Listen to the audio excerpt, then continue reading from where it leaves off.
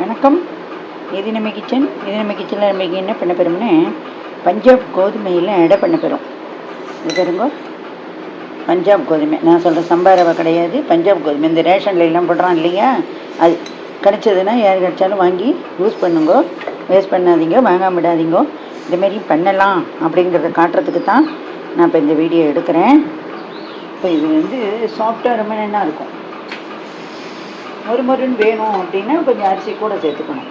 இப்போது நான் ஒரு டம்ளர் அரிசி இதில் சேர்த்துருக்கேன். பச்சரிசி தான் சேர்த்துட்டுருக்கேன். ஆனால் 2 hours ஊறினாலே இது போதும். இப்போ பஞ்சாப் கோதுமை 2 கப்பு.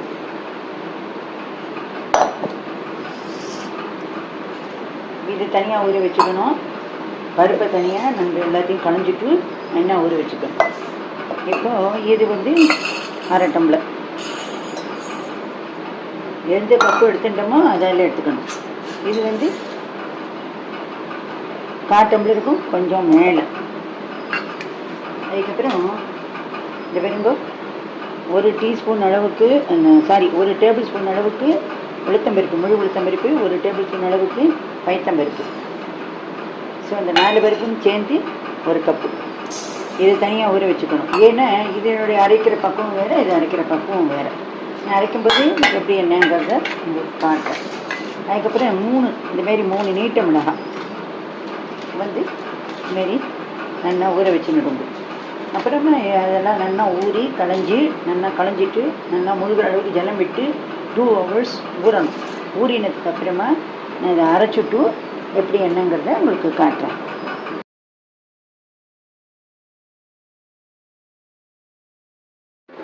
இப்போ 2த்தையும் நல்லா களைஞ்சாச்சு. 4 பருப்பையும் களைஞ்சாச்சு, அரிசியும் கோதுமையும் ஒன்றா களைஞ்சாச்சு. இப்போ நல்லா முழுகிற அளவுக்கு ஜலம் விட்டணும்.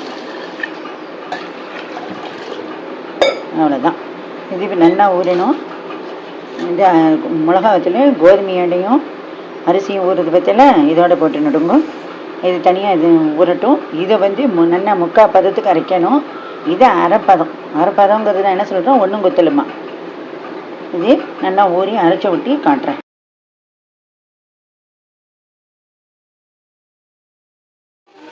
இப்போ நம்ம பஞ்சாப் கோதுமை அடைனாலும் ரேஷன் கோதுமைனாலும் ஒன்று தான். அதுக்கு இப்போ என்னென்ன பண்ணலான்னு பார்ப்போம். கருவேப்பிலை நல்லா கட் பண்ணிவிட்டு அலசி வச்சுருக்கேன். இப்போ கருவேப்பிலை போட்டுட்டாச்சு, கொத்தமல்லி போட்டுட்டேன், பச்சை மிளகாய், ஒரே பச்சை மிளகாயே நைஸாக பொடியாக இருக்கணும். ஏன்னா இதில் 3 வித காரம் சேருது. மிளகாவத்திலும் போடுறோம், பச்சை மிளகாயும் போடுறோம், மிளகும் போடுறோம். இப்போது இந்த மினி ஜாரில் முடிஞ்ச துருவிக்கோங்க இஞ்சியை, இல்லைன்னா இதுமாதிரி கட் பண்ணி இதில் போட்டு ஒரு சுற்று விட்டுருங்கோ. தோலியை சீவிட்டு கட் பண்ணி விட்டுருங்கோ.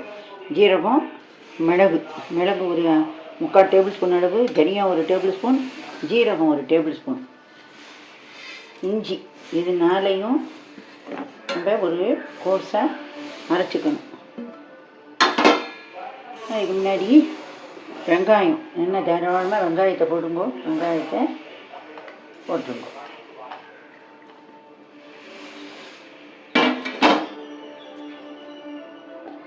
அப்புறம் இதனுடைய பெருங்காய பவுட்ரு போடலாம், பெருங்காய ஜலம் விடலாம். நல்ல வாசனையாக நல்லா கம்மன்னு இருக்கும். இப்போ இதை இந்த இஞ்சி, பச்சை மிளகாய், மிளகு, ஜீரகம், பச்சை மிளகாங்கிறேன், மிளகு, ஜீரகம், இஞ்சி, தனியா, பச்சை மிளகாயை பொடியாக போட்டிருக்கோம். குழந்தையெல்லாம் இருக்குது, டிஸ்டர்பாக இருக்கும், சாப்பிட மாட்டேன்னு தோணிச்சுன்னா இதை போட்டு இதில் ஒரு சுற்றி எடுத்து விடலாம். இப்போ இதை ஒரு சுற்றி எடுத்து பார்ப்போம். இப்போ இது என்னென்ன வெறுங்கோ ஒரு சுற்றி எடுத்துன்னு வந்துட்டேன்.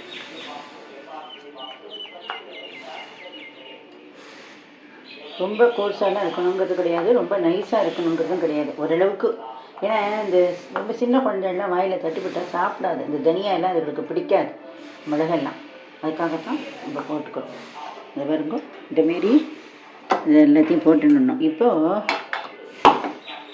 இந்த மிக்ஸி ஒட்டின்னு இருக்கிறதெல்லாம் எடுத்துட்டு இதில் ஒரு பொட்டு ஜலம் விட்டு அலம்பி விட்டுக்கணும். நம்ம ஊற வச்சுருக்கிறோம் பற்றியில் இந்த ஜலத்தையே கூட அலம்பி எடுத்துக்கலாம்.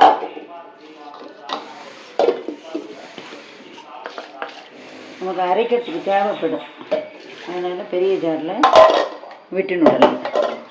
இப்போ இதில் இந்த அடைக்கு தேவையான அளவுக்கு மஞ்சள் பொடி போட்டுக்கணும்.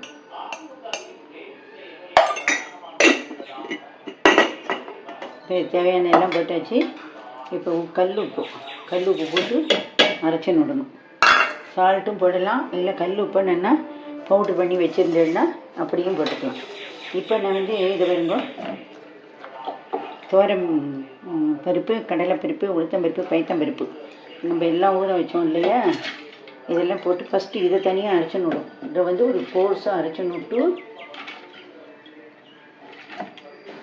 அதுக்கப்புறமா அந்த கோதுமையும் பச்சை அரிசியும் ஊற வச்சோம் இல்லையா, அதை தனியாக அரைக்கணும்.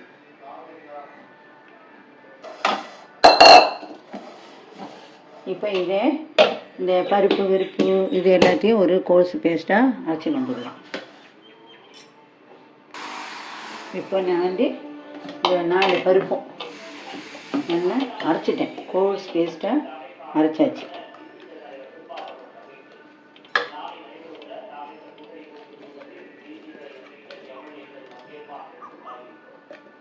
சமையல் வந்து ஒரு கலை. இன்ட்ரெஸ்ட் இருந்தால் விதவிதமாக பண்ணலாம், விதவிதமாக கற்றுக்கலாம். யார் வேணாலும் பண்ணலாம். லேடிஸோ ஜென்ஸோ குழந்தைகளோ எல்லோரும், குழந்தையிலேருந்தே ஜென்ஸாக இருந்தாலும் சரி, பொண்ணுங்களாக இருந்தாலும் சரி, பசங்களாக இருந்தாலும் சரி சொல்லிக் கொடுங்க. எந்த காலத்துலையும் நம்மளுக்கு அது வீண் போகாது, யூஸாக இருக்கும். பாருங்க, இப்போ இதை அரைச்சாச்சு. அடுத்தது நம்ம என்ன பண்ண போகிறோம், இந்த மிளகாவத்தல், கோதுமை, அரிசி இதெல்லாம் ஊற வச்சுருக்கோம் இல்லையா, அப்போ இதெல்லாம் அரைக்க போகிறோம். நான் ஃபஸ்ட்டு இதில் மிளகாவத்தில் போட்டுவிட்டேன்.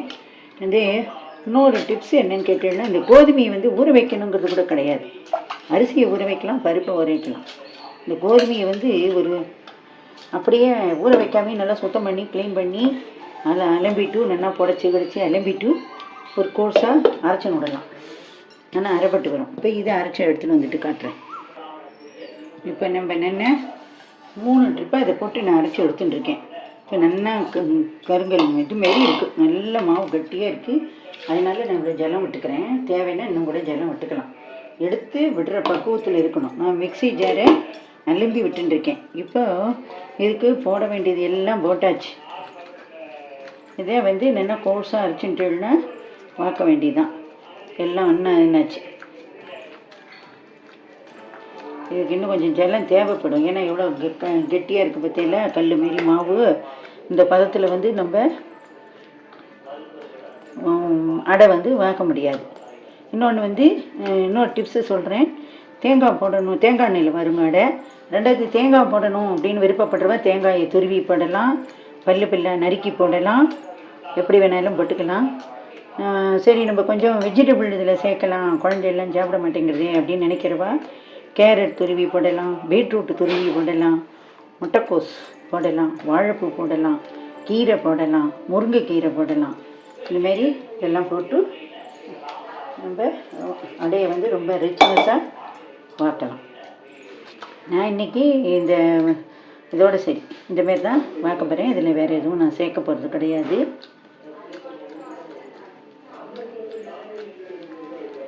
இப்படி எடுத்து விடுற பக்குவத்தில் இருந்தால் தான் நல்லாயிருக்கும். இது போதும். நம்ம வாக்கிற நேரத்துக்கு இன்னும் கொஞ்சம் மாவு கட்டி ஆயிடுத்து அப்படின்னு தோணிச்சுன்னா, எடுத்து விடும்போது தோணினா கொஞ்சம் ஜலம் சேர்த்துக்கோங்க. இப்போது நம்ம அடைக்கான மாவு பேட்டர் ரெடியாக எடுத்து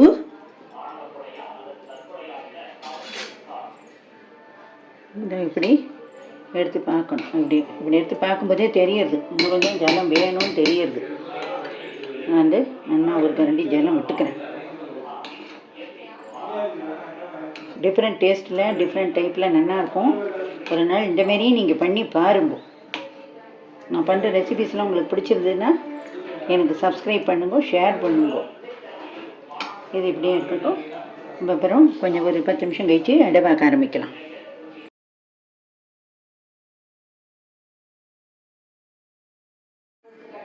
இப்போ நம்ம மாவு அரைச்சி ரெடி பண்ணிட்டோம் இல்லையா, இதில் வந்து தேங்காய் துருவல் ஆப்ஷன் தான், இருந்தால் போடுங்க, ரொம்ப நல்லா இருக்கும். தேங்காய் துருவையாச்சு. இப்போ அப்படியே தேங்காய் எண்ணெய் விட்டு தான் நம்ம பார்க்க போகிறோம். இருந்தாலும் தேங்காய் எண்ணெய் இதில் ஒரு கரண்டி விட்டுட்டு அதுமாரி பார்த்தேன்னா ரொம்ப நல்லா தேங்காய் எண்ணெய் வாசனையோடு கமகமன்னு இருக்கும். இல்லை என்னால் முழுக்க முழுக்க தேங்காய் எண்ணெயெலாம் விட்டு பார்க்க முடியாது அப்படிங்கிறவா, கல்லெண்ணெயெல்லாம் விட்டு உடம்புக்கு ஒத்துக்காது அப்படிங்கிறவா, இதில் ஒரு டேபிள் ஸ்பூன் அளவுக்கு தேங்காய் எண்ணெயை விட்டு நல்லா கலந்துன்ட்டு அதுக்கப்புறமா நீங்கள் கடலெண்ணெயை விட்டோ குக்கிங் ஆயில் விட்டு பார்க்கும்போது தேங்காய் எண்ணெயிலே செஞ்ச மாரி ஒரு வாசனையோடு இருக்கும். இப்போ நம்ம எப்படி அடை வைக்கிறதுன்னு பார்க்கலாம்.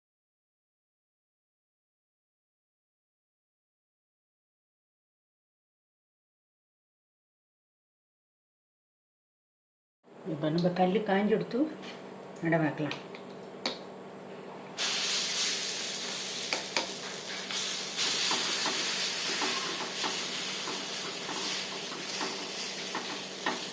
ஃபுல் ஃபைபர் உள்ளது, ரிச் ப்ரோட்டீன்,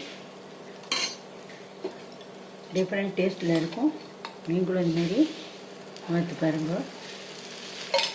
நல்லா அடை வேகட்டும், வெந்த உடனே பார்க்கலாம். இதே அடை எண்ணெய் மறுபடியும் வரத்துக்கு பெரிய சைஸாக இருந்தால் இப்படி இடையில கொஞ்சம் ஹோல்ஸ் எல்லாம் போட்டு நடுங்கோ. போட்டுன்ட்டு அதுக்குள்ளேயும் எண்ணெயை விட்டு வாக்கணும்.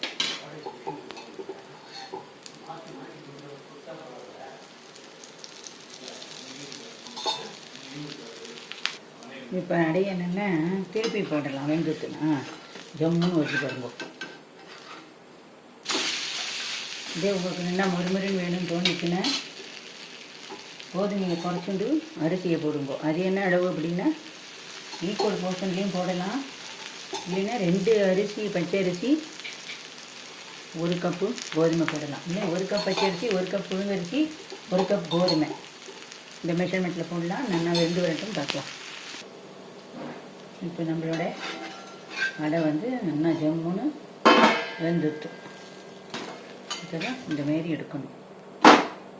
போட்டாச்சு. இப்போ இன்னொரு அடையும் வாக்கலாம்.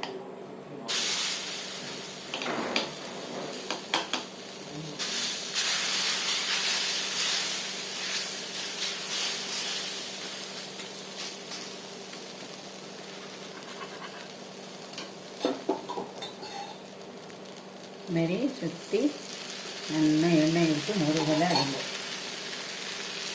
இப்போ அடை நல்லா வெந்திருக்கு, பார்த்தாலே தெரியுது. இப்போ நல்லா திருப்பி போடுங்க. நீங்கள் நல்லா முறுமுறுன்னு வேணுனாலும் கொஞ்ச நேரம் வச்சு எடுங்க. சாஃப்டாக வேணுன்னா அதுக்கு தகுந்த பக்குவம் வந்த உடனே எடுத்துருங்க.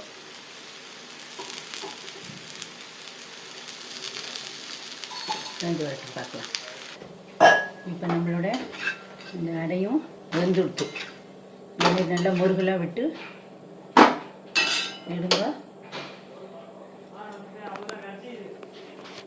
இதேமாரி நீங்களும் பண்ணி பாருங்க. இந்தமாரி எடுங்கோ. நல்லா முறுமுறுன்னு நல்லா வரும். நன்றி, வணக்கம்.